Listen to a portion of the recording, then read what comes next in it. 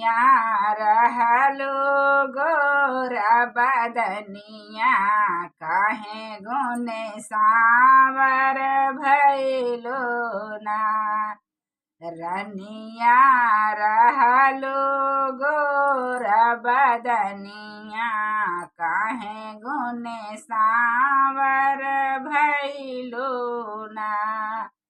नैहर में रहली हम मम्मी के दुलारी, नैहर में रहली हम मम्मी के दुलारी। ससुर में बोली सुनेला ससुर जी के बोलिया एही गुने सावर भैली ना।